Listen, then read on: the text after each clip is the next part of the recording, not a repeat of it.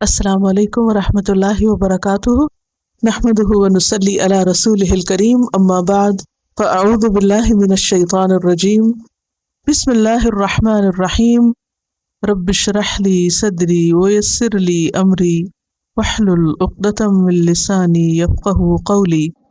جیسا کہ پچھلے سبق میں آپ نے پڑھا کہ یہاں سے آئندہ کچھ آیات تک بنی اسرائیل کو خطاب ہے، تو اس سبق میں بھی ہم دیکھتے ہیں کہ بنی اسرائیل سے ہی اللہ سبحانہ وتعالیٰ مخاطب ہے۔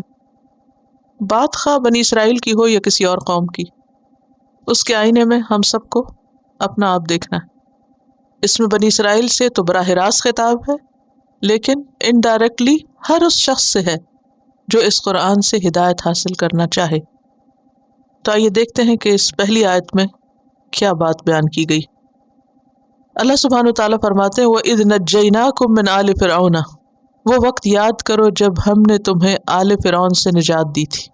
جیسا کہ پہلے میں ابتدا میں ذکر کر چکی ہوں کہ بنی اسرائیل یوسف علیہ السلام کے زمانے میں مصر میں سیٹل ڈاؤن ہوئے، اور وہاں کچھ عرصے کے بعد ان پر زوال آیا اور آل فرعون نے ان کو اپنا غلام بنا لیا۔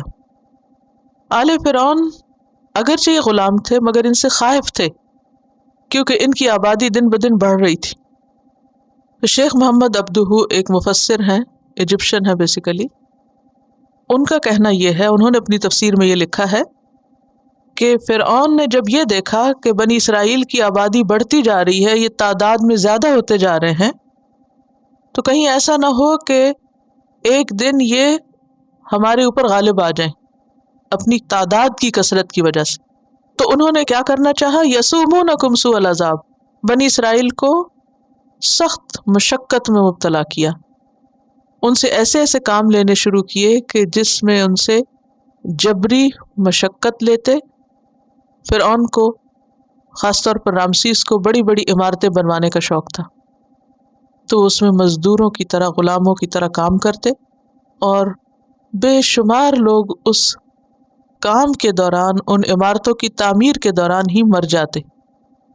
اور اس کے علاوہ ایک خاص پلاننگ کے ساتھ، ایک منصوبے کے ساتھ بڑے پیمانے پر ان کے مردوں کو قتل بھی کیا گیا۔ یذبحون ابناءکم، تمہارے بیٹوں کو ذبح کرتے۔ بعض مفسرین کا خیال یہ ہے کہ یسومونکم کی تفصیل ہے یذبحون ابناءکم، لیکن بات یہ ہے کہ سورۃ ابراہیم میں آتا ہے یسومونکم سوء العذاب ویذبحون ابناءکم، وہ تم کو برا عذاب چکھاتے اور تمہارے بیٹوں کو ذبح کرتے۔ تو یہ دو الگ الگ چیزیں۔ یسومونکم سوء العذاب میں عام مشقتوں اور تکلیفوں اور ذلت اور رسوائی کی طرف اشارہ ہے، کہ جس میں ان کی اپنی کوئی سے نہ تھی، اپنی کوئی حکومت نہ تھی، اپنی کوئی بات نہ تھی، کوئی مذہبی آزادی نہ تھی، اور نہ دین نہ دنیا، ایک غلامی کی زندگی بسر کر رہے تھے، جانوروں کی طرح، کولو کے بیل کی طرح، صرف کام ہی کام تھا ان کا۔ جس کام کے لیے اللہ نے بنی اسرائیل کو پیدا کیا تھا اس سے وہ بہت دور ہو گئے تھے۔ اور پھر وہ عذاب کی بدترین شکل کیا تھی، یذبحون ابناءکم، تمہارے بیٹوں کو ذبح کر ڈالتے۔ بعض تفسیر کی کتابوں میں یہ بات بھی لکھی ہوئی ملتی ہے کہ فرعون نے خواب دیکھا کہ بنی اسرائیل میں ایک لڑکا ایسا پیدا ہوگا جو بڑے ہو کر فرعون کو ختم کر دے گا اور اس کی حکومت ختم کرنے کا باعث ہوگا، تو اس وجہ سے اس نے پھر ان کے بیٹوں کو اور بچوں کو قتل کرنا شروع کیا تاکہ ان کی آبادی نہ بڑھے۔ لیکن بات یہ ہے کہ نجومیوں کی باتیں اور خواب کی تعبیریں، معلوم نہیں اس میں کیا حقیقت اور کیا نہیں، کتنا سچ اور کتنا جھوٹ ہے، یہ اسرائیلی روایات میں سے ہے۔ لیکن جو بات شیخ محمد عبدہ نے کہی ہے وہ کافی حد تک عقل کو لگتی ہے، کہ اگر کوئی خواب نہ بھی ہو اور کوئی نجومی آئندہ کی پریڈکشن نہ بھی کرے، اور ہمیں تو ویسے بھی اس پر کوئی ایمان نہیں ہونا چاہیے نجومیوں کی باتوں پر، کیونکہ ان کے پاس تو غیب کا علم نہیں ہے، تو بات یہ ہے کہ ہمیشہ یہ ایسا ہوتا رہا ہے اور تاریخ میں یہ ہوتا رہتا ہے کہ جب بھی کسی قوم کی تعداد میں اضافہ ہونے لگتا ہے، انسانی عدد میں اضافہ ہونے لگتا ہے، تو وہ دوسروں کے لیے بہرحال ایک خطرے کی علامت بن جاتے ہیں۔ تو یذبحون ابناءکم، وہ تمہارے بیٹوں کو ذبح کرتے تھے، ویستحیون نساءکم، اور تمہاری عورتوں کو چھوڑ دیتے تھے۔ عورتوں کو کس لیے چھوڑ دیتے؟ کیونکہ عورتیں مردوں کے بغیر اپنا دفاع نہیں کر سکتی، وہ مردوں کی مدد کے بغیر خود سے کچھ بہت بڑا کام نہیں کر سکتی. لہذا فرعون کو بنی اسرائیل کی عورتوں سے سروکار نہ تھا، اور ویسے بھی ان کے ہاں ٹرینڈ یہ تھا کہ وہ ان کی عورتوں کو لونڈیاں بنا لیتے تھے، اور ان سے پھر کون سی نسل جنم لیتی؟ فرعون کی نسل، آل فرعون ہی میں اضافہ ہو رہا تھا. اور یہاں بیٹیوں کے بجائے نساءکم کا لفظ کیوں ہے؟ ایک طرح سے غیرت جگانے کے لیے کہ دیکھو تمہاری عورتوں کے ساتھ کیا حال حشر ہو رہا تھا. وفی ذالکم، اور اس میں بلاء، آزمائش تھی، امتحان تھا، لیکن کس کی طرف سے تھا؟ من ربکم، تمہارے رب ہی کی طرف سے، عظیم، چھوٹا نہیں، بہت بڑا امتحان تھا. تو اس آیت میں 3-4 باتیں ہمیں پتہ چلتی ہیں. سب سے پہلی بات تو یہ کہ اللہ تعالیٰ بنی اسرائیل کو اپنے انعامات اور احسانات یاد کروا رہا ہے کہ دیکھو اس وقت تمہارا حال کیا تھا. بحیثیت قوم تم ذلیل و رسوا ہو چکے تھے، تمہاری کوئی سے نہ تھی، کوئی طاقت نہ تھی، کوئی سنوائی نہ تھی. اور صرف اتنا ہی نہیں کہ تم محکومی اور غلامی کی زندگی بسر کر رہے تھے، بلکہ اس سے آگے کیا کہ تمہیں جینے کا حق بھی نہ تھا، تمہاری نسلیں ختم ہو رہی تھی. یسومونکم سوء العذاب، تمہیں ذلیل ترین عذاب اور رسوا کرنے والے عذاب میں مبتلا کیا جا رہا تھا. اور اس موقع پر تمہیں کس نے نجات دی؟ کس نے تمہاری تقدیر پلٹی اور کس نے تمہاری اس حالت کو درست کیا؟ تو یہ احسان یاد کرایا جا رہا ہے اللہ کا. کس پر؟ بنی اسرائیل پر، کیونکہ پیچھے ذکر آیا تھا نا کہ اے بنی اسرائیل میری نعمتوں کو یاد کرو. دوسری بات یہ ہے کہ کسی بھی قوم کی ہلاکت اور تباہی کی علامت ہوتی ہے کہ وہاں اس کے مردوں کو ختم کر دیا جائے اور عورتوں کی کثرت ہو جائے. تیسری بات یہ پتہ چلتی ہے کہ آزمائش بہرحال رب ہی کی طرف سے ہوتی ہے، چاہے آزمائش چھوٹی ہو یا بڑی ہو، اللہ کے اذن کے بغیر نہیں آتی. اس آیت کو سامنے رکھ کر آج امت مسلمہ کا حال دیکھیں. یہ ساری چیزیں آپ کو نظر آئیں گی، سوء العذاب بھی، ذبح ابنا بھی، اور بلائے عظیم بھی. عام طور پر مسلمانوں کا حال یہ ہے کہ وہ اپنے اوپر آنے والی مصیبتوں اور تکلیفوں کو کیا قرار دیتے ہیں؟ غیروں کی سازش، فلاں کی وجہ سے، فلاں کی وجہ سے، لیکن وہ بھول جاتے ہیں کہ دراصل یہ امتحان اللہ ہی کی طرف سے. اللہ بندوں کو کیوں آزماتا ہے؟ اس کی کئی ایک وجوہات ہوتی ہیں. انسانوں کی انڈیویجول لائف میں، انفرادی زندگی میں بھی امتحان آتے ہیں، اور اس کے ساتھ ساتھ قوموں پر بھی امتحان آتے ہیں، بحیثیت امت بھی امتحان ہوتے ہیں. انڈیویجولی جو ہر ایک پر انفرادی طور پر چھوٹی موٹی تکلیفیں آتی ہیں تو اس کے کئی اسباب قرآن مجید میں بیان کیے گئے ہیں. مثلاً ایک یہ کہ ما اصابک من مصیبت فبما کسبت ایدیکم، جو مصیبت تم پر آتی تمہارے اپنے ہاتھوں کی کمائی سے آتی. مثلاً اگر آپ کے پیٹ میں درد ہے تو آپ کو پتہ چلتا ہے کہ ہاں میں نے کچھ غلط کھایا تھا، تو بما کسبت ایدیکم، تمہارے ہاتھ نے غلط کیا، اٹھائی غلط چیز منہ میں ڈالا اور اس سے تمہیں تکلیف شروع ہوئی. اسی طرح اور بھی بہت ساری چیزیں انسان کے اپنے غلطیوں اور گناہوں کی وجہ سے انسانوں پر آتی. لیکن اس کے علاوہ جو ایک بڑی وجہ ہے غلطیوں کی، وہ کیا ہوتی ہے؟ اللہ کی نافرمانی. اللہ کی نافرمانی جب کوئی قوم کرتی ہے یا کوئی شخص کرتا ہے تو آخرت کی سزا سے پہلے اللہ تعالیٰ دنیا میں بھی انسان کو کسی نہ کسی طرح تکلیف میں مبتلا کرتے ہیں تاکہ وہ پلٹ آئیں. اور تیسری وجہ ایک یہ ہوتی ہے کہ اللہ تعالیٰ کسی شخص کے درجات کی بلندی کے لیے یا اس سے کوئی بڑا کام لینے کے لیے اسے امتحان میں ڈالتا ہے، تاکہ بڑے خطرات کو فیس کرنے سے پہلے وہ چھوٹی چھوٹی تکلیفوں سے گزر کر امتحان پاس کرتا جائے تاکہ ایک بڑے چیلنج کا مقابلہ کر سکے.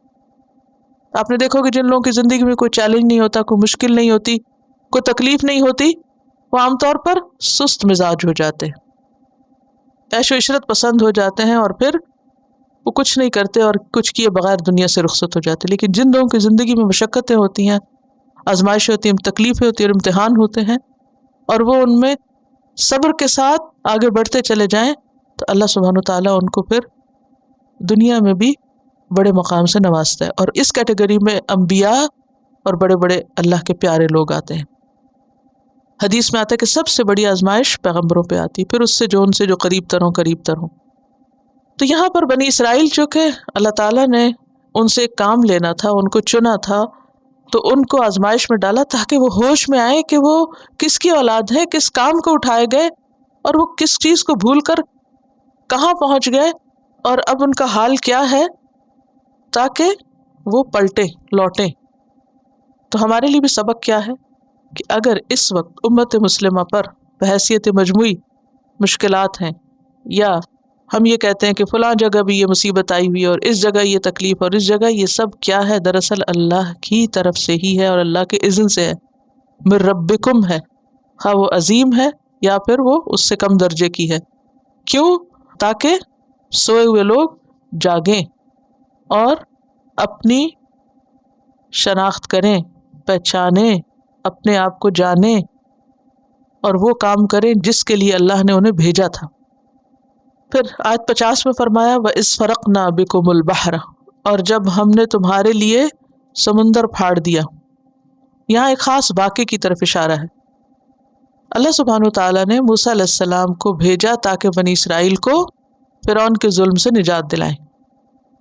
تو جب اللہ کا حکم آیا تو موسیٰ علیہ السلام ساری بنی اسرائیل کو لے کر فلسطین کی طرف جانے لگے۔ آگے پہنچے تو دریا تھا یا سمندر تھا۔ بحر کا لفظ دریا سمندر دونوں کے لیے استعمال ہوتا ہے۔ اس کی پوری تفصیل جو ہے وہ سورۃ الشعراء میں آتی ہے۔ اور وہاں پر جب موسیٰ علیہ السلام اپنی قوم کو لے کر قریب پہنچے تو آگے دریا اور پیچھے آل فرعون تھی، تو بہت پریشان ہوئے اور کہنے لگے کہ تو ہمیں یہاں لے آیا ہے تاکہ ہم ہلاک ہو جائیں اور دشمن ہمیں آ کے پکڑ لے۔ تو اس وقت موسیٰ علیہ السلام نے کہا تھا کلا، ہرگز نہیں، ان معی ربی سیہدینی، میرے ساتھ میرا رب ہے، وہ مجھے راہ دکھائے گا۔ بہرحال اللہ تعالیٰ نے موسیٰ علیہ السلام کو حکم دیا کہ اپنا عصا مارو پانی پر۔ انہوں نے جب مارا تو پانی دو حصوں میں بٹ گیا، فرقنا بکم البحر، اور بیچ میں سے بڑی سڑک نکل آئی اور دونوں طرف کا پانی بڑے پہاڑوں کی طرح دونوں سائڈوں پر ہو گئے۔ جیسے آپ کسی پہاڑی رستے سے گزرے ہوں، بالکل اسی طرح وہ سمندر کے بیچوں بیچ میں سے گزرے۔ فرقنا بکم، تمہارے لیے ہم نے سمندر پھاڑ دی، کوئی معمولی سی بات نہیں۔ فانجیناکم، پھر ہم نے تم کو نجات دے دی، بچا لیا، نکال لیا تم کو وہاں سے۔ واغرقنا آل فرعون، فرعون کی آل کو وہاں غرق کر دیا کیونکہ وہ پیچھے آ گئے تھے بنی اسرائیل کو فالو کرتے ہوئے۔ اور جب وہ غرق ہوا تو انتم تنظرون، تم دیکھ رہے تھے، تمہارے سامنے یہ سب کچھ ہوا۔ تو اس سے بھی کیا پتہ چلتا ہے؟ نمبر ایک کہ اللہ تعالیٰ جب کسی کو مصیبت سے نکالنا چاہتا ہے تو وہ ایسے ایسے اسباب پیدا کرتا ہے کہ جو عام انسانی عقل میں بھی نہیں آتے۔ یہ بالکل عقل کے خلاف ہے بات، کیا کہ سمندر پھٹ جائے اور اس پہ سڑک بن جائے۔ ایک سڑک بنانے کے لیے کتنا پیسہ چاہیے ہوتا ہے اور کتنے لوگ لگتے ہیں اور کتنی پلاننگ کرنی پڑتی ہے جب کوئی ہائی وے بنتا ہے۔ لیکن کہا یہ کہ ایک عصا کی ضرب سے ایک پورا راستہ بن جائے، اور یہ کس نے کیا؟ وہ دراصل عصا نہیں تھا، وہ اللہ کا حکم تھا، اذن تھا۔ تو جب اللہ کچھ کرنا چاہتا ہے، اذا اراد شیئا ان یقول له کن فیکون، تو وہ ہو جاتا ہے۔ تو اس میں اللہ کی قدرت سمجھ میں آتی ہے۔ دوسری بات یہ فانجیناکم، ہم نے تم کو نجات دی۔ اس سے پتہ چلتا ہے کہ مصیبت سے صرف اللہ نکالتا ہے۔ تو پھر کیا کرنا چاہیے مصیبت کے وقت؟ اللہ کی طرف رجوع کرنا چاہیے، نہ کہ انسانوں کی طرف کہ اچھا فلاں ہماری مدد کر دے اور فلاں ہمارے کام آ جائے۔ آج امت مسلمہ کا حال کیا ہے؟ اللہ سے زیادہ ان کی نظر کس کی طرف ہے؟ کس کو دیکھتے ہیں؟ انسانوں کو دیکھتے ہیں۔ ہم اپنی ذاتی زندگی میں بھی کوئی تکلیف آتی ہے تو دائیں بائیں انسانوں کو دیکھنے لگتے ہیں، کسی قومی زندگی میں، کوئی اجتماعی زندگی میں تکلیف آتی ہے تو اور بڑے بڑے انسانوں کو دیکھنے لگتے ہیں، اور جو اصل بڑا ہے اس کو بھول جاتے ہیں۔ تو کیا یاد رکھنے کی ضرورت ہے؟ ہمارے لیے اس میں سبق کیا ہے؟ انجیناکم، نجات اللہ دیتا ہے۔ مصیبت کے وقت اللہ کی طرف جانا چاہیے۔ وَأَغْرَقْنَا آلَ فِرْعَوْنَ وَأَنْتُمْ تَنْظُرُونَ۔ اور پھر آپ دیکھیے کہ یہ صرف بنی اسرائیل کے ساتھ نہیں ہوتا، صحابہ کرام کے ساتھ بھی ایسے واقعات پیش آئے کہ جب دشمن کا مقابلہ کرتے ہوئے ان کے راستے میں سمندر حائل ہوئے تو انہوں نے اپنے گھوڑے دوڑا دیے۔ وہ شعر نہیں یاد آپ کو اقبال کا؟ دشت و دشت دریا بھی نہ چھوڑے ہم نے، بحر ظلمات میں دوڑا دیے گھوڑے ہم نے۔ اور یہ کوئی خیالی شعر نہیں، حقیقت ہے کہ جب ایک انسان پورے عزم کے ساتھ اللہ کی طرف بڑھتا ہے تو اللہ تعالیٰ اس کے لیے غیب سے مدد کرتا ہے، اور بسا اوقات سمندر بھی خشکی کا راستہ بن جاتے ہیں اور وہاں بھی راستے نکل آتے ہیں. لیکن یہ کب ہوتا ہے؟ جب اللہ کی مدد آتی ہے. اور اللہ کی مدد کے لیے کیا کرنا چاہیے؟ اللہ ہی کی طرف رجوع کرنا چاہیے. یہ نہیں کہ حرم پاک کو چھوڑ کر کسی کی قبر پہ جائے انسان. وَأَغْرَقْنَا آلَ فِرْعَوْنَ، اور غرق کر دیا ہم نے آل فرعون کو. وَأَنْتُمْ تَنْظُرُونَ، اور تم دیکھ رہے تھے سامنے تمہارے. اس میں بھی ایک بڑی بات ہے کہ انسان بسا اوقات سنتا ہے کہ اس کا دشمن ختم ہو گیا، اور بعض اوقات اپنی آنکھوں کے سامنے ختم ہوتے ہوئے دیکھتا ہے. ان دونوں چیزوں میں فرق ہے نا. تو خاص طور پر جو مینشن کیا نا، وہ انتم تنظرون، تم اپنی نگاہوں سے آنکھوں سے دیکھ رہے تھے. تصدیق ہو گئی، کنفرم کر دیا. ایک اور مزے کی بات یہ ہے کہ فرعون کو اپنے دریاؤں پہ بڑا ناز تھا. قرآن مجید میں ایک جگہ آتا ہے، یا قوم الیس لی ملک مصر، اے قوم میرے لیے یہ مصر کی بادشاہت نہیں دیکھتے تم. وہذہ الانہار تجری من تحتی، اور یہ دریا جو میرے نیچے بہتے ہیں. افلا تبصرون، تم دیکھتے نہیں ہو کہ میں کتنا بڑا بادشاہ ہوں. تو اللہ نے اس کو انہی دریاؤں میں ڈبویا جن پہ انہیں بڑا ناز تھا. تو کسی انسان کو بھی دنیا میں جو نعمت ملی ہے اس پر اترانا نہیں چاہیے، فخر نہیں کرنا چاہیے، بگڑنا نہیں چاہیے. کوئی پتہ نہیں کہ وہی جگہ انسان کے لیے ہلاکت کا ذریعہ بن جائے. وَإِذْ وَعَدْنَا مُوسَىٰ 40 لَيْلَةً، تو اب یہ کہ قوم کو نجات ہوئی، سمندر پار ہوئے، دشمن غرق ہوا، اور اب کیا ہے؟ نئی زندگی شروع ہو رہی ہے. اور نئی زندگی کے آغاز میں تعلیم کی ضرورت ہے، اللہ کی رہنمائی کی ضرورت ہے. اس کے لیے اللہ سبحانہ وتعالیٰ نے موسیٰ علیہ السلام کو کوہ طور پر بلایا کہ آؤ اب مجھ سے کتاب لے لو. وَإِذْ وَعَدْنَا مُوسَىٰ 40 لَيْلَةً، اور بلایا 1 یا 2 دن کے لیے نہیں، 30 راتوں کے لیے بلایا تھا، پھر 10 اور بڑھا دی، 40 کر دیا ان کو. یہاں 40 کا ذکر ہے، ایک دوسری جگہ 30 کا ذکر ہے. اور 30 اور 40 سورۃ الاعراف میں وَوَعَدْنَا مُوسَىٰ 30 لَيْلَةً وَأَتْمَمْنَاهَا بِعَشْرٍ، 30 کے لیے بلایا، 10 اور بڑھا دیے. 40 کیوں؟ اس میں حکمت تھی، اور اللہ ہی بہتر جانتا ہے کہ حکمت کیا تھی. اللہ چاہتا تو 1 دن میں کتاب دے کے واپس بھیج دیتے. نبی صلی اللہ علیہ وسلم کو 23 سال میں کتاب دی گئی، موسیٰ علیہ السلام کو 40 دنوں میں. ثم اتخذتم العجل، موسیٰ علیہ السلام جب کوہ طور پہ پہنچے تو پیچھے بنی اسرائیل نے کیا کیا؟ بچڑے کو معبود بنا لیا. سامری بنی اسرائیل میں سے ایک شخص تھا جو سمندر پار کر کے دشمن کو آنکھوں کے سامنے غرق ہوتا دیکھ کر قوم کے ساتھ آیا تھا، اور نکلتے ہوئے ان لوگوں نے کیا کیا؟ وہاں سے زیورات اٹھا لیے. عام طور پہ ایسا ہوتا ہے نا، جب کسی پہ کوئی مصیبت آتی ہے، خدا نخواستہ گھر چھوڑنا ہوتا ہے، تو لوگ سب سے پہلے کیا کرتے؟ کرنسی زیور اٹھا کے، کیونکہ ہلکا ہوتا ہے اور اس کی ویلیو بھی زیادہ ہوتی. جن لوگوں نے انڈیا سے پاکستان میں ہجرت کی تھی ان لوگوں کو یاد ہوگا کہ وہ اپنے ساتھ گھر نہیں اٹھا کے لائے تھے بلکہ زیورات وغیرہ. تو یہ لوگ بھی نکلتے ہوئے لگے ہاتھوں زیور اٹھا کے چلے گئے. بہرحال بات یہ ہے کہ پھر عام زندگی میں بھی انسان زیور پر ڈپینڈ کرتا ہے کہ زیور مجھے بچا لے گا یا میرے کام مشکل میں آئے گا. اسی لیے لوگ صدقہ خیرات کرنے کے بجائے کیا کرتے ہیں؟ ذرا سے پیسے بچے سونا خرید کے رکھ لیا. سنا خصوصاً خواتین میں عادت بہت ہوتی، یہ سوچ کے کہ یہی نجات دے گا. حالانکہ انسان جب اللہ کے راستے میں صدقہ کرتا ہے تو کیا ہوتا ہے؟ صدقہ بلاؤں سے بچاتا ہے انسان کو. پھر انسان یہ سوچتا ہے کہ اللہ بچانے والا ہے. تم نے بچڑے کو، گائے کے بچے کو اپنا خدا بنا لیا. وہ انتم ظالمون، اور تم ظالم تھے، تمہیں نظر نہیں آ رہا تھا کہ تم کیا کر رہے ہو. اللہ کے حق میں اتنی بڑی کمی. ظلم کیا ہے؟ حق میں کمی. یعنی اللہ کا حق تھا کہ اس کی عبادت کرتے، اور وہ حق تم نے اللہ سے لے کر کس کو دے دیا؟ بچڑے کو دے دیا، گائے کے بچے کو دے دیا. تو اس سے بنی اسرائیل کی جہالت اور حماقت پتہ چلتی ہے کہ اپنے ہی ہاتھوں کی بنائی ہوئی چیز کو خدا بنا بیٹھے. سامری نے جب بچڑا بنایا تو کہنے لگا کہ ھذا الہکم، یہ ہے تمہارا الہ. وَإِلَٰهُ مُوسَىٰ فَنَسِیَ، موسیٰ کا الہ تو وہ بھول گیا. سورۃ طٰہٰ 88 میں آتا ہے. حالانکہ کیا تھا؟ یہ آزمائش تھی. سورۃ طٰہٰ 90 میں آتا ہے یا قوم انما فتنتم بہ، اے قوم تم اس بچڑے کی وجہ سے آزمائش میں مبتلا کیے گئے ہو. وَإِنَّ رَبَّكُمُ الرَّحْمَٰنُ، اور بے شک تمہارا رب تو رحمان ہے. فَاتَّبِعُونِی، میری پیروی کرو. وَأَطِیعُوا أَمْرِی، اور میری بات مانو. تو اس آیت سے کون سی بات سمجھ میں آتی ہے کہ شرک بہت بڑا ظلم ہے، اور کچھ پانے کے لیے انسان کو قربانی کرنی پڑتی۔ موسیٰ علیہ السلام تورات کی خاطر 40 روز اپنی قوم کو چھوڑ کر وہاں پر رہے، کوہ طور پر، آل الون، بالکل تنہا۔ علم کے لیے یکسوئی چاہیے ہوتی ہے، سب کام چھوڑ چھڑا کر انسان اپنے گھر سے نکلتا ہے، قربانی کرتا ہے، پھر جا کر اس کو کچھ حاصل ہوتا ہے۔ تو ہمارے لیے بھی اس میں کیا سبق ہے کہ سیکھنے کے لیے، کتاب پانے کے لیے کیا کرنا چاہیے۔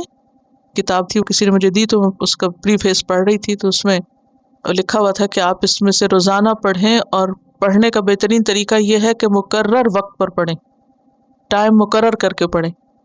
تو بات یہ ہے کہ جب تک ہم پڑھنے کے اوقات مقرر نہیں کرتے تو صحیح طور پر چیز حاصل نہیں ہوتی۔ ہم بہت پرٹیکولر ہیں کس میں؟ اپنے کھانے کے اوقات میں۔ عام طور پہ کیا کہتے ہیں کہ اچھی صحت کے لیے کیا ضروری ہے؟ ہر وقت نہیں کھاتے رہو، کھانے کا وقت مقرر کرو، سونے کا وقت مقرر کرو، لیکن پڑھنے کا کوئی وقت نہیں۔ کل پڑھ لیں گے، پھر پڑھ لیں گے، صبح پڑھ لیں گے، شام پڑھ لیں گے، امتحان سے پہلے پڑھ لیں گے۔ پڑھنے کے لیے بھی وقت مقرر کرو۔ موسیٰ علیہ السلام اپوائنٹڈ ٹائم پہ اپوائنٹڈ جگہ پر پہنچے، ہر چیز چھوڑ کر پہنچے، یکسوئی کے ساتھ انہوں نے اللہ کی کتاب کو لیا اور پھر قوم کی طرف واپس آئے، حالانکہ اس سے پیچھے قوم بگڑ چکی تھی۔ بعض اوقات ایسا ہوتا ہے جب آپ گھر جاتے ہیں واپس تو کیا ہوتا ہے، کوئی نہ کوئی کام خراب ہوا پڑا ہوتا ہے۔ بہرحال پھر کیا ہوا؟ ثم عفونا عنکم، پھر ہم نے معاف کر دیا تم کو، من بعد ذالک، اس کے بعد۔ کس کے بعد؟ یہ بچڑا معبود بنانے کے بعد۔ اتنا بڑا گناہ بھی اللہ نے معاف کر دیا، یعنی شرک کو معاف کر دیا۔ تو اس سے کیا پتہ چلتا ہے؟ اللہ تعالیٰ سارے گناہ معاف کر دیتا ہے، حتیٰ کہ اگر کوئی اپنے شرک کی بھی معافی چاہتا ہے تو جب تک وہ زندہ ہے معاف کر دیتا ہے، مر جائے تو پھر نہیں، کیونکہ ایک اور جگہ پر آتا ہے کہ اللہ سارے گناہ معاف کر دیتا ہے سوائے اس کے کہ انسان شرک کرے۔ لیکن چونکہ یہ انہوں نے دنیا میں ہی معافی مانگ لی تھی تو ان کی معافی ہو گئی۔ ہمیں بھی اپنے پچھلے سارے گناہوں کی معافی مانگنی چاہیے، اور ایک مسنون دعا بھی ہے اس بارے میں، شرک سے خاص طور پہ معافی مانگنے کے، کیونکہ بعض اوقات انسان لا علمی میں جہالت میں شرک کر جاتا ہے، اس کو پتہ ہی نہیں ہوتا کہ وہ اللہ کے ساتھ کسی اور کو بھی شریک کر رہا ہے۔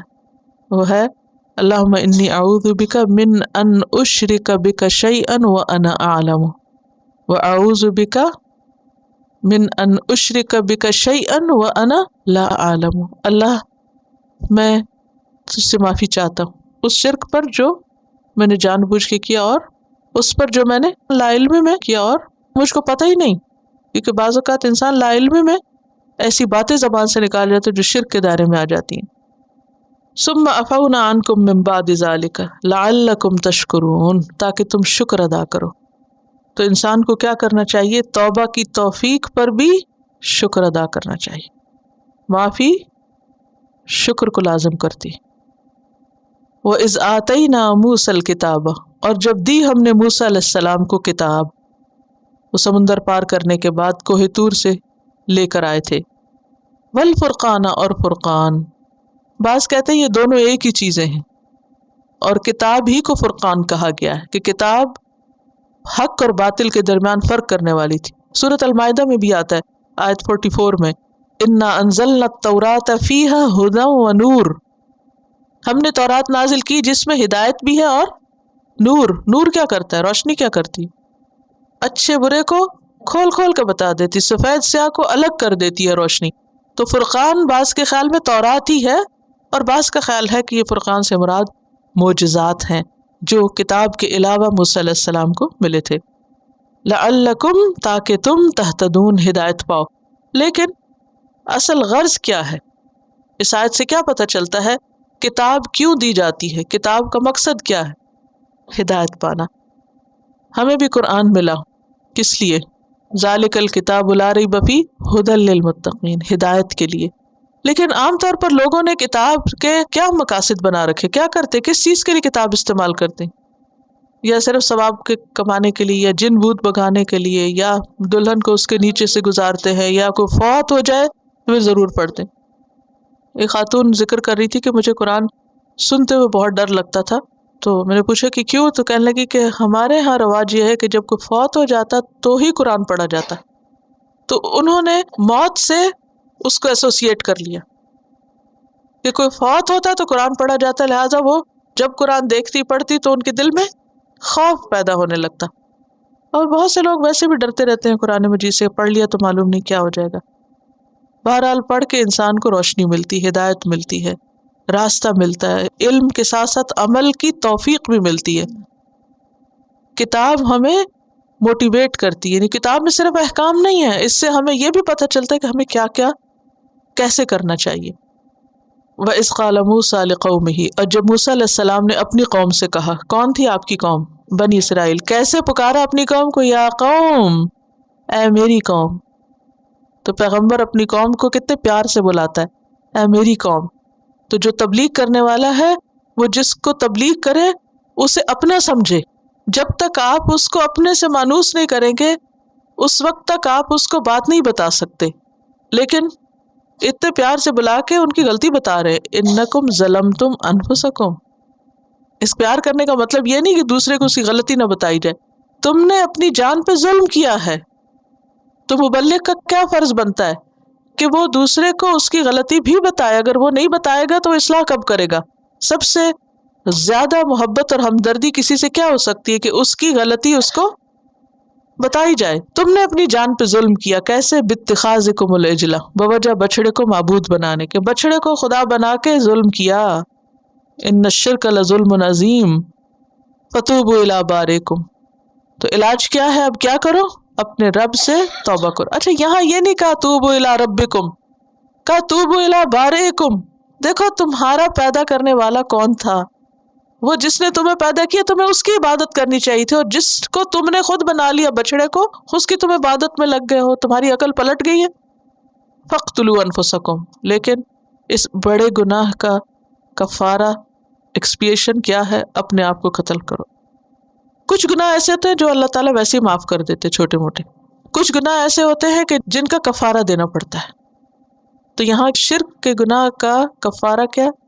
قتل کرو. انفسکم، اپنے آپ کو. اپنے آپ سے مراد یہاں خودکشی کا حکم نہیں دیا جا رہا کہ اپنے آپ کو قتل کرو یعنی خودکشی کرو، نہیں. انہیں حکم یہ دیا گیا تھا کہ یعنی سب کے سب اسلحہ اٹھائے اور ایک دوسرے کو مارے. باپ بیٹے کو، بیٹا ماں کو، بچوں کو، دوستوں کو، رشتہ داروں کو. سوچیے حال کیا ہوگا. کہ آسان کام نہیں ہے. جب ایسا ہونے لگا تو موسیٰ علیہ السلام اپنے رب کے آگے فریادیں کرنے لگے، یا رب میری قوم ختم ہو جائے گی. تو اللہ تعالیٰ نے پھر یہ حکم اٹھا لیا اور ان کا اسلحہ ان سے گر پڑا. جو بچڑا بنایا گیا تھا اس کے بارے میں بھی انہوں نے کہا کہ اس کو ریزہ ریزہ کروں گا، پھر اس کو جلا دوں گا اور پھر اس کو پانی میں بہا دوں گا. تو وہ جو بچڑا بنایا گیا تھا اس کو تو توڑ پھوڑ کے ختم کر دیا گیا، لیکن ان کی توبہ کے لیے یہ جو الفاظ ہیں بالکل واضح ہیں کہ اللہ نے کیا حکم دیا؟ توبوا الی بارئکم فاقتلوا انفسکم. انفس نفس کی جمع ہے، نفس جان کو کہتے ہیں. بت میں جان نہیں ہوتی. ذالکم خیر لکم عند بارئکم، یہ بہتر ہے تمہارے لیے تمہارے رب کی طرف سے. یعنی توبہ کے لیے یہ کرنا ہوگا. فتاب علیکم، تو وہ مہربان ہوا تم پر. دیکھیے جیسے کوئی کسی کو قتل کر دے تو اس کا کفارہ کیا ہے؟ آگے پڑھیں گے آپ قرآن مجید، ٹھیک ہے نا. لیکن یہاں اللہ کے حکم ہی سے قتل کرنا تھا. دیکھیے بعض اوقات انسان کا جرم اتنا بڑا ہوتا ہے کہ اس کے لیے انسان کو ایک بڑی آزمائش سے گزرنا پڑتا ہے. یہ بھی ایک آزمائش تھی ان کے لیے. کیا؟ اپنے پیاروں کو قتل کرنا، کیونکہ جرم بڑا تھا نا. تو بہرحال یعنی کہ خواہ وہ تمہارے رشتہ دار ہی کیوں نہ ہو. اس سے بعض مفسرین نے یہ کہا ہے کہ جو مجرم تھے انہیں قتل کیا انہوں نے جو بچ گئے تھے، اور بعض نے کہا کہ وہ تو ایک طرف تھے اور یہ جو مجرم تھے یہی ایک دوسرے کو مار رہے تھے. انہ هو التواب الرحیم، بے شک وہ توبہ قبول کرنے والا مہربان ہے، بہت زیادہ توبہ قبول کرنے والا ہے. توبہ جو ہے اس وقت قبول ہوتی ہے جب انسان کی توبہ کی نیت ہو. تو پہلی شرط یہ کہ نیت خالص ہو توبہ کی، صرف ٹل ٹلاؤ نہ ہو، کام چلاؤ نہ ہو. دوسری بات یہ ہے کہ گناہ چھوڑ دے انسان، اس پہ ندامت ہو. تیسری بات یہ کہ آئندہ نہ کرنے کا ارادہ ہو. پھر یہ کہ جو غلطی کی اس کو کمپنسیٹ کرے، کسی کا حق مارا ہے تو اس کو دے. اور توبہ قبول ہوتی ہے موت کا فرشتہ دیکھنے سے پہلے تک.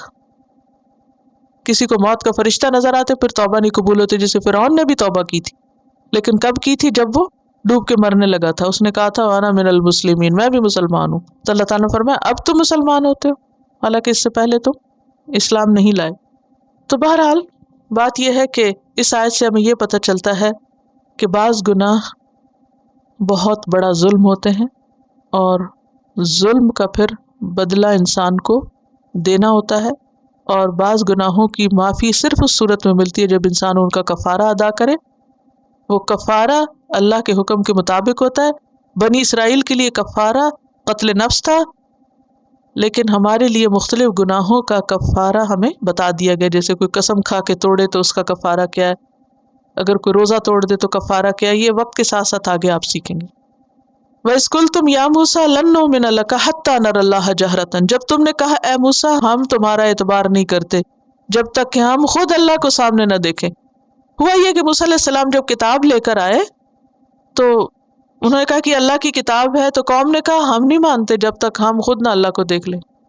فَأَخَذَتْكُمُ الصَّاعِقَةُ، اس پر اللہ تعالیٰ ان سے ناراض ہوا اور ان پر تمہیں بجلی نے پکڑا، چمک اور کڑک کے ساتھ بجلی ان پہ گری.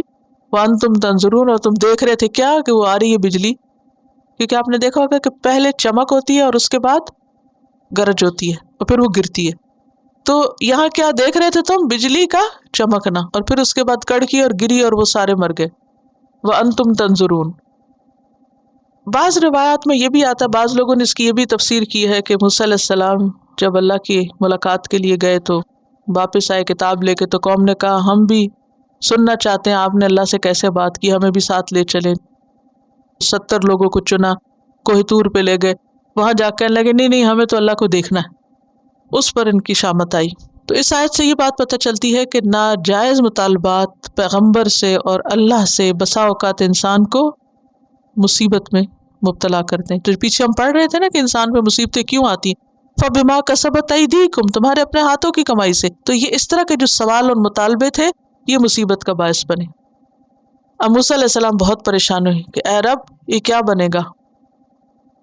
سورۃ الاعراف 155 میں آتا ہے اے اللہ اگر تیری یہ مشیت تھی تو آج سے پہلے مجھے بھی اور انہیں بھی ہلاک کر دیتا. کیا آج تو ان نادان لوگوں کی باتوں پر ہمیں ہلاک کرتا ہے، یعنی تو ہمیں نہ ہلاک کر ان کو اٹھا دے. ثم بعثناکم من بعد موتکم، یہ کتنا بڑا انعام ہے کہ ہم نے تمہارے مرنے کے بعد تم کو دوبارہ اٹھایا. لعلکم تشکرون، تاکہ تم شکر ادا کرو. یہ نیند نہیں تھی ان کی یا بے ہوشی نہیں تھی، وہ واقعی مر گئے تھے. موت ہی کے لیے آتا ہے، موت نیند کے لیے نہیں آتا. اور یہ سب کس لیے نعمت یاد کرائی جا رہی ہے؟ تاکہ تم شکر ادا کرو. اس سے یہ پتہ چلتا ہے کہ انسان اگر کسی ایسی بیماری یا آفت یا حادثے یا مصیبت سے نکلے تو اسے کیا کرنا چاہیے؟ شکر ادا کرنا چاہیے. وَظَلَّلْنَا عَلَيْكُمُ الْغَمَامَ، اور سایہ کیا ہم نے تم پر بادلوں کا.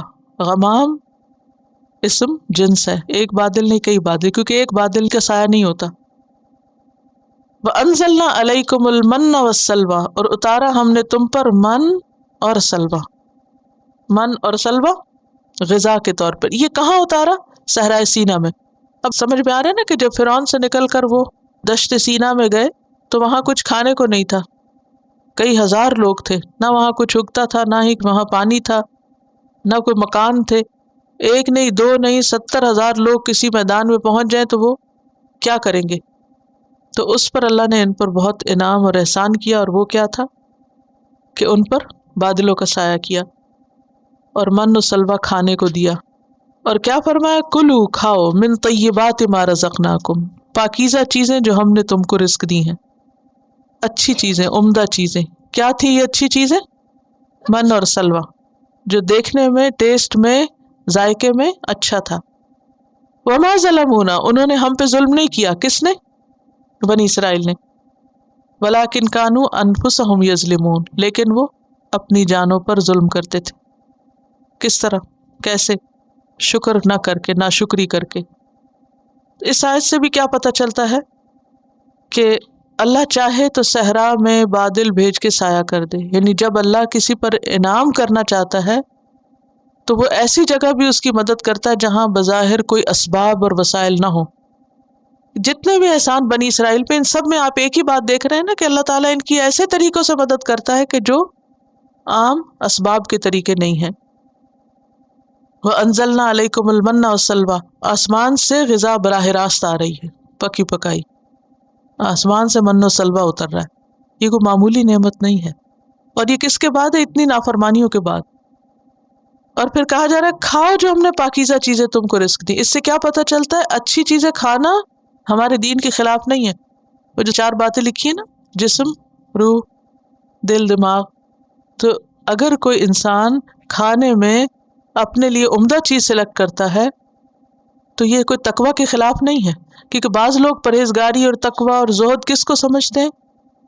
گلی سڑی خراب چیزیں کھانے کو، یا بچی کچی گھٹیا چیزیں، کھا کھا کے بیمار ہو۔ تو یہاں پر کیا حکم دیا جا رہا ہے؟ کلو، امر شرعی ہے، کھاؤ، کس میں سے؟ من طیبات، طیبات میں سے، ما رزقناکم، اور طیبات میں اس کا رنگ، ذائقہ، شکل، ان سب چیزوں کے اچھا ہونے کی طرف اشارہ ہے۔ وما ظلمونا، انہوں نے ہم پہ ظلم نہیں کیا، ہمارے حق میں کمی نہیں کی، ہمیں کوئی نقصان نہیں پہنچایا، وہ خود اپنی جان پہ ظلم کرتے تھے۔ یعنی اس آیت سے یہ بات بھی پتہ چلتی ہے کہ گناہ کر کے، نافرمانی کر کے بندہ اللہ کو نقصان نہیں دیتا، دراصل اپنے آپ ہی کو نقصان دیتا ہے۔ اور وہ کس طرح کہ اگر کوئی اللہ کی نافرمانی کرتا ہے تو اللہ کا کیا جاتا ہے؟ اللہ کا تو سارا نظام چلتا ہے۔ یعنی اگر کوئی شخص نماز نہ پڑھے تو سورج نہیں نکلے گا؟ نکلے گا۔ اللہ تعالیٰ کے لیے کوئی مشکل نہیں، لیکن مشکل کس کے لیے؟ کہ خود انسان اپنے اوپر مصیبت لے آتا ہے اللہ کی نافرمانی کر کے، دنیا میں بھی اور آخرت میں بھی۔ اور صحیح مسلم کی حدیث میں آتا ہے، یا عبادی، اے میرے بندو، انکم، بے شک تم، لن تبلغوا، ہرگز نہ تم پہنچو گے، ضری، میرے نقصان کو، تم مجھے نقصان نہیں دے سکتے، فتضرونی، کہ تم مجھے نقصان دو، ولن تبلغوا نفعی، اور نہ تم پہنچ سکتے ہو میرے نفع کو، فتنفعونی، کہ مجھے کوئی فائدہ پہنچاؤ۔ یا عبادی، اے میرے بندو، لو اولکم و آخرکم، اگر تمہارے پہلے اور پچھلے، و انسکم و جنکم، انسان اور جن، کانو ہوں، علی اتقى قلب رجل، سب سے متقی شخص کے دل کی طرح تم میں سے، تو وہ میری حکومت میں کچھ بھی اضافہ نہیں کرتے۔ یا عبادی، اے میرے بندو، لو ان اولکم و آخرکم و انسکم و جنکم کانو علی افجر قلب رجل، یعنی تمہارے اول آخر جن و انس سارے کے سارے سب سے بدکار انسان کی طرح ہو جائے، یعنی سب سے بدترین انسان کے دل کی طرح ان کا دل ہو جائے، اس سے میری حکومت میں کوئی کمی نہیں آتی۔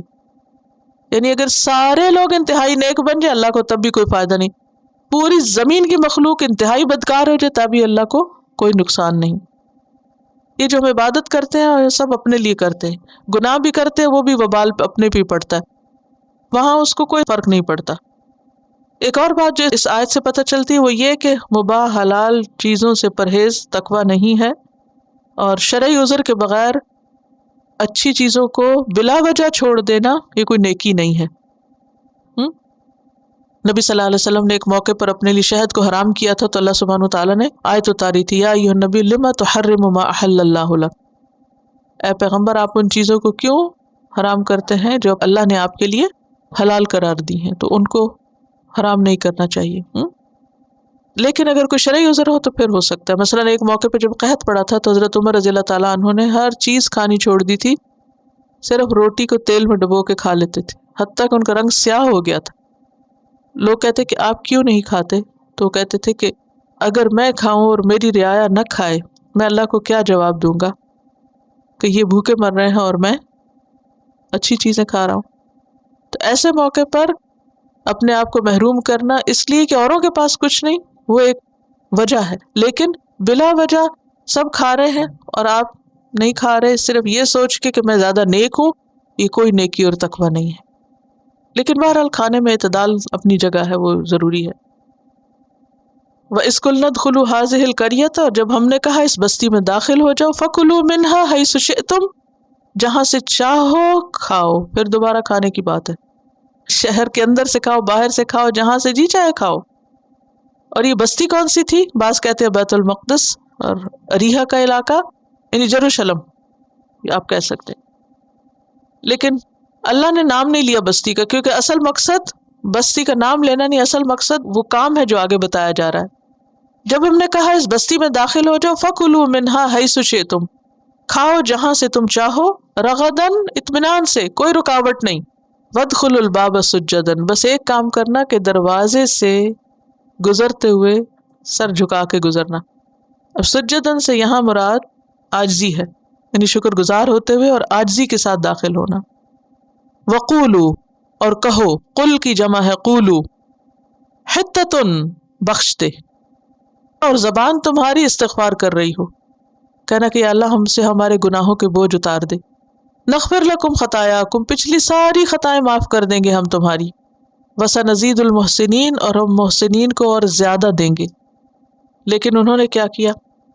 انہوں نے حتتن کو بدل دیا اور مذاق اڑانے لگے اور کچھ اور کہنے لگے۔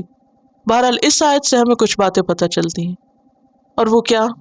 نمبر 1، اللہ نے کسی ملک اور شہر کا کھانا حرام نہیں کیا کہ ہم یہ کہیں کہ نہیں یہ تو فلاں کا ملک ہے لہٰذا یہاں سے کچھ خریدنا نہیں چاہیے اور اس کا بائیکاٹ کرنا چاہیے اور یہ نہیں کھانا چاہیے اور وہ نہیں لینا چاہیے۔ نہیں، جب تک کوئی شرعی عذر نہ ہو انسان کو اپنے اوپر کسی علاقے کا کھانا حرام نہیں کرنا چاہیے۔ دوسری بات یہ ہے کہ رغدن کا لفظ جو ہے اس میں دو چیزیں آتی، ایک اطمینان بھی آتا ہے، نہیں اطمینان سے کھانا، اور دوسرے مرضی سے کھانا اور بغیر کسی رکاوٹ کے، بغیر کسی جھجک کے۔ بعض لوگ ایسے ہوتے ہیں کہ جو ویسے خوب کھا لیتے ہیں لیکن جب کسی کے سامنے ہو تو کچھ نہیں کھاتے۔ وَادْخُلُوا الْبَابَ سُجَّدًا، ایک اور بات یہ پتہ چلتی ہے کہ کھانا منع نہیں ہے، ہاں کھانے کے بعد شکر ادا کرنا ضروری ہے، نماز ضروری ہے۔ بعض لوگ کھانا پکانے میں اور کھانے میں پھر اتنے مشغول ہو جاتے ہیں کہ سجدہ بھول جاتے ہیں۔ تو انسان کو بیلنس کرنا چاہیے، جسم کے تقاضوں کے ساتھ اور کیا کرنا چاہیے، روح کے تقاضے بھی یاد رکھنے چاہیے۔ تیسری بات جو خاص طور پر اس کانٹیکسٹ میں سمجھ آتی ہے وہ یہ ہے کہ جب اللہ کسی کو کامیابی نصیب کرے، فتح نصیب کرے، تو فاتح کو عاجزی کا اظہار کرنا چاہیے۔ جیسے نبی صلی اللہ علیہ وسلم کا جب مشن مکمل ہو گیا تو اللہ سبحانہ وتعالیٰ نے کیا حکم دیا؟ اذا جاء نصر اللہ والفتح ورأیت الناس يدخلون فی دین اللہ افواجا فسبح بحمد ربک واستغفرہ۔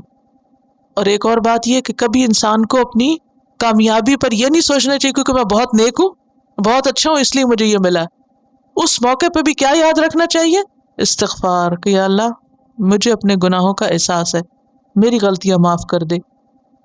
نغفر لکم خطایاکم، ہم تمہاری غلطیاں معاف کر دیں گے، اور صرف غلطیاں ہی نہیں معاف کریں گے، وسنزید المحسنین، جو اچھا سا کام کریں گے ان کو اس سے بھی زیادہ دیں گے اور بھی ان پہ رحمتیں کریں گے۔ محسن کون ہوتا ہے؟ وہ جو اللہ اور بندوں کے معاملے میں اچھا رویہ اختیار کرے۔ اللہ کی عبادت میں احسان کیا ہے؟ ایسے عبادت کرو گویا تم اللہ کو دیکھ رہے ہو، اور بندوں پر احسان کیا ہے؟ کہ ان کی مدد کرو خواہ وہ تمہاری مدد نہ بھی کریں۔ لیکن بنی اسرائیل نے کیا کیا؟ فَبَدَّلَ الَّذِينَ ظَلَمُوا قَوْلًا، ظالموں نے بات بدل ڈالی، بات میں تبدیلی کر دی، حکم بدل دیا۔ بدلہ کا کیا مطلب ہے؟ ایک چیز کی جگہ دوسری لے آنا۔ غیر الذی قیل لہم، جو ان سے کہا گیا تھا وہ نہیں کہا۔ کیا کہا گیا تھا؟ کیا کہو؟ حتتن، انہوں نے کیا کہنا شروع کر دیا؟ حنتتن، حنتتن۔ حنتتن کا کیا معنی ہے؟ گندم، مذاق بنا لیا۔ اللہ نے پھر کیا کیا؟ فَأَنزَلْنَا عَلَى الَّذِينَ ظَلَمُوا، اتارا ہم نے بھی ان پر جنہوں نے ظلم کیا، کیا؟ رجزا من السماء، آسمان سے عذاب۔ ہو سکتا ہے وہ کڑک تھی یا پتھر تھے یا ہوا تھی یا بارش تھی یا اولے تھے یا برف تھی یا خدا جانے کیا تھا۔ بعض کہتے ہیں کہ طاعون تھا، کیونکہ حدیث میں آتا ہے، مسلم کی حدیث ہے کہ طاعون اسی رجز اور عذاب کا حصہ ہے جو تم سے پہلے بعض لوگوں پہ نازل ہوا۔ تمہاری موجودگی میں کسی جگہ طاعون کی وبا پھیل جائے تو وہاں سے مت نکلو۔ اگر کسی علاقے کے بارے میں تمہیں پتہ چلے کہ وہاں طاعون ہے تو وہاں مت جاؤ۔ تو طاعون کی بیماری کو نبی صلی اللہ علیہ وسلم نے کیا فرمایا کہ یہ کیا ہے؟ رجز کا حصہ ہے، جو بنی اسرائیل پہ جیسے یہ نازل ہوا۔ کیوں نازل ہوا؟ بما کانوا یفسقون، کیونکہ انہوں نے اللہ کی نافرمانی کی، اطاعت کی حد سے باہر نکل گئے۔ اس آیت سے کیا پتہ چلتا ہے؟ نمبر 1 کہ انسان کو جو بات جیسے کہی جائے ویسے ہی رکھنی چاہیے، اللہ کی باتوں کو بدلنا نہیں چاہیے، قرآن میں تبدیلی اور اسی طرح احکامات میں منمانی تبدیلی نہیں کرنی چاہیے، وہ ظلم ہوتا ہے۔ دوسری بات یہ ہے کہ کبھی بھی اللہ کے احسانات پر انسان کو بگڑنا نہیں چاہیے، یہ نہیں سمجھنا چاہیے کہ مجھ پر تو اتنے احسان ہیں اب جو میں چاہوں کروں۔ کبھی بھی مت بھولیں، نہ جا اس کے تحمل پر کہ بے ڈھب ہے پکڑ اس کی۔ یہ مت سوچے کہ میں پھل رہی ہوں پھول رہی ہوں دنیا میں، مجھے سب کچھ مل رہا ہے، ڈھیل ملی ہوئی ہے تو یہ سب اللہ کا احسان ہے۔ نہیں، اگر نافرمانی کرنے کے بعد کسی پر سزا نہیں آتی فوری طور پر تو بے فکر نہ ہو وہ، کیونکہ اللہ ایک وقت آتا ہے کہ پھر خوب رسی کھینچ لیتا ہے۔ بما کانوا یفسقون، تو نافرمانی کی سزا آخرت کے ساتھ ساتھ بعض اوقات انسان کو دنیا میں بھی مل جاتی ہے۔ تو خلاصہ یہ ہے کہ بنی اسرائیل پر اللہ سبحانہ وتعالیٰ نے بہت سے انعامات کیے، ان انعامات کو پا کر انہیں غلط فہمی ہو گئی کہ ہم تو چوزن پیپل ہیں، خاص لوگ ہیں، اب ہم جو چاہے کریں۔ اللہ نے دنیا میں ہی ان کو پکڑ کے ان کا ذہن صاف کر دیا کہ تم کسی بھول میں نہ رہنا، اگر تم اللہ کی نافرمانی کرو گے تو دنیا میں بھی سزا آ سکتی ہے، اور بعض تکلیفیں انسان کے اپنے گناہوں کا نتیجہ ہوتی ہیں۔ ہلکا سا ریکیپ، آیت نمبر 49 سے 59 تک، 49 سے 59 تک۔ وَإِذْ نَجَّيْنَاكُمْ مِنْ آلِ فِرْعَوْنَ، اس سبق میں ہم نے از کی تکرار دیکھی، یعنی از کو بار بار استعمال کیا گیا ہے۔ از کیا معنی ہوتا ہے اور یہ کس موقع پر استعمال ہوتا ہے؟ اس کا لفظی معنی کیا کیا ہے؟ جب، جب کہ، جس وقت، اور یاد کرو۔ اذکرو کا مخفف ہے، یعنی ابریویشن ہے ایک طرح سے۔ نجیناکم من آل فرعون، آل فرعون سے مراد کون ہے؟ فرعون کے پیروکار۔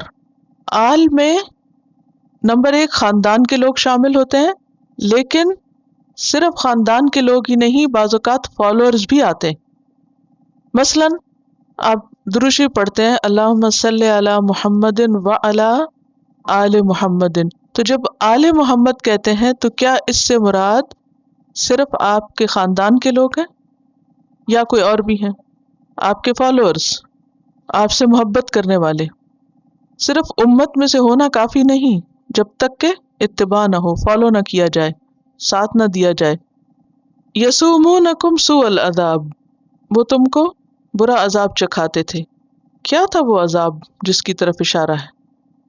ایک معنی تو یہی ہے کہ اس کی تفصیل ہے یذبحون ابناءکم، لیکن جیسا کہ میں نے عرض کیا تھا کہ سورۃ ابراہیم میں یسومونکم سوء العذاب ویذبحون، واو کے ساتھ اس کو الگ کر دیا گیا ہے، تو اس صورت میں پھر یسومونکم سوء العذاب میں کیا چیزیں شامل ہیں؟ آل فرعون نے بنی اسرائیل کو غلام بنا لیا تھا اور ان سے سخت مشقت کا کام لیتے تھے، ان کے کوئی حقوق نہ تھے، ان پر ہر طرح کے ظلم و ستم ہوتے تھے۔ تو یہاں مراد سوء العذاب میں وہ تمام چیزیں شامل ہیں۔ سوء کا لفظی معنی کیا بتایا تھا؟ ذرا اپنے نوٹس نکالیے اور اس میں دیکھیے، ہر وہ چیز جو انسان کو غم میں مبتلا کر دے، خواہ اس میں انسان کی عزت کا جانا ہو، خواہ اس کے مال و اسباب کا جانا ہو، یہ کسی بھی قسم کا نقصان۔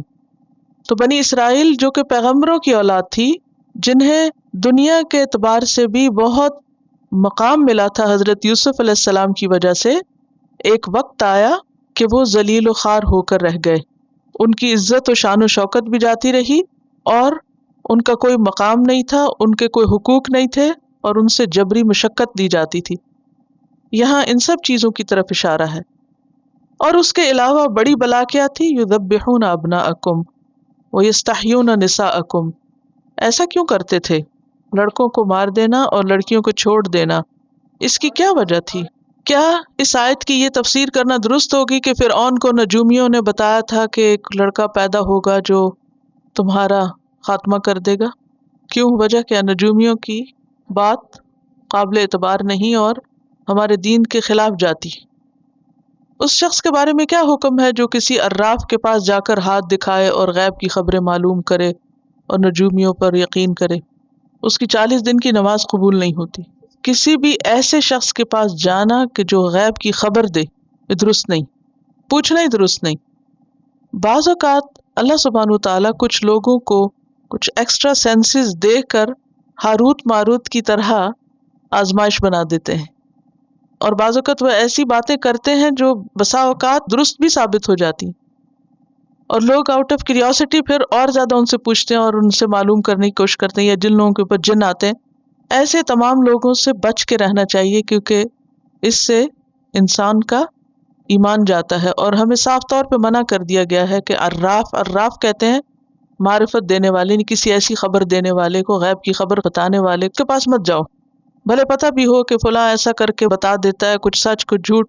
جیسے کاہن، دور جاہلیت میں بھی کاہن ہوا کرتے تھے، اور وہ کاہن کیا کرتے تھے؟ ان کے جنات کے ساتھ تعلق ہوتے تھے، اور وہ جنات آسمان پہ جاتے اور وہاں سے فرشتوں کی باتیں کچھ نہ کچھ سن گن کر کے نیچے آتے اور کچھ بتاتے، اور اس میں وہ ایک میں 100 جھوٹی باتیں ملا کے لوگوں کے اندر مشہور کر دیتے، کیونکہ ایک بات کوئی سچ نکل آتی تو وہ 100 جھوٹی باتوں کو بھی مان لیتے۔ تو ہمیں ان چیزوں سے بچنے کے لیے کہا گیا ہے، کیونکہ یہ دراصل اللہ سبحانہ وتعالیٰ سے انسان کا توکل کم کر کے بندوں کے اوپر اور غیر اللہ پر توکل سکھاتی ہیں، یا ان کی طرف انسان کو لے جاتی ہیں، جو کہ ایک طرح سے شرک ہو جاتا ہے۔ تو ایاک نعبد کا کیا مطلب ہے؟ صرف تیری عبادت، اور اس میں سب سے زیادہ کیا ہونا چاہیے؟ ایاک نستعین۔ جب بھی کوئی مشکل پیش آئے، مثلا کوئی چیز کھو گئی یا کوئی مصیبت آ گئی، تو بجائے کسی نجومی کے پاس جانے کے کیا کرنا چاہیے؟ آپ اللہ سے دعا مانگے۔ آپ پڑھیں گے موسیٰ علیہ السلام نے اپنے رب سے دعا کی، اللہ نے پتھر میں سے پانی نکال دیا۔ تو اللہ تعالیٰ دعائیں سنتے ہیں، لیکن جب انسان اللہ کو چھوڑ کر بندوں کی طرف چل پڑتا ہے کہ یہ میری مشکل آسان کر دے گا، تو اس سے انسان کا ایمان اور عقیدہ کمزور ہو جاتا ہے، اور جو وہ کمزور ہوتا ہے انسان شیطان کے ٹریپ میں آ جاتا ہے، اور پھر بالآخر شیطان جو کھلا دشمن ہے وہ انسان کو شرک میں مبتلا کر کے چھوڑتا ہے۔ وَفِي ذَلِكُمْ بَلَاءٌ مِّن رَبِّكُمْ عَظِيمٌ۔ اس سے کون سی بات ہمیں معلوم ہوتی ہے؟ کوئی آزمائش یا کوئی تکلیف جو بھی آتی ہے وہ دراصل اللہ کے اذن سے آتی ہے۔ جب تک اللہ کا اذن نہ ہو کوئی کسی کو نقصان نہیں دے سکتا۔ وَإِذْ فَرَقْنَا بِكُمُ الْبَحْرَ وَأَنْجَيْنَاكُمْ وَأَغْرَقْنَا آلَ فِرْعَوْنَ وَأَنْتُمْ تَنظُرُونَ۔ اس آیت سے آپ نے کیا سبق سیکھا؟ اللہ سبحانہ وتعالیٰ ہی کی طرف سے آزمائش آتی ہے، اور آزمائش دور کون کرتا ہے؟ وہ بھی اللہ ہی دور کرتا ہے۔ اور جب اللہ تعالیٰ کسی کی تکلیف دور کرنا چاہے تو وہ ایسے اسباب پیدا کر دیتا ہے کہ جو انسان کی عقل سے بالا ہوتے ہیں۔ اور کس طرح بنی اسرائیل کو ایک نہیں دو نہیں لاکھوں کی تعداد میں ان لوگوں کو کس طرح اللہ نے فرعون کے ظلم و ستم سے موسیٰ علیہ السلام کے ذریعے نجات دی، اور کس طرح سمندر کا راستہ ان کے لیے صاف کر دیا۔ اگرچہ موسیٰ علیہ السلام نے عصا مارا تھا، لیکن نسبت اللہ تعالیٰ اپنی طرف کرتے ہیں۔ وہ اس فرق نہ ہم نے پھاڑا تھا، حالانکہ اللہ تعالیٰ تو زمین پر نہیں آئے تھے راستہ بنانے کے لیے، سبب کون بنا تھا؟ موسیٰ علیہ السلام۔ تو یہاں ایک اہم بات یاد رکھیے کہ جو کچھ بھی انسان کو ملتا ہے اس میں کوئی انسان یا کوئی چیز سبب تو بن جاتی ہے، لیکن وہ ہوتا دراصل اللہ ہی کی طرف سے ہے۔ یعنی سبب اختیار کرنا، کسی ذریعے کو اختیار کرنا، کوئی اس میں برائی نہیں، لیکن سبب پر بھروسہ کر کے بیٹھ جانا کہ بس اسی سے ہی کام چلے گا، یہ غلط ہے۔ سبب اختیار کرنا چاہیے، لیکن دل میں یقین کیا ہونا چاہیے کہ یہ سبب بھی دراصل اللہ نے بنایا ہے،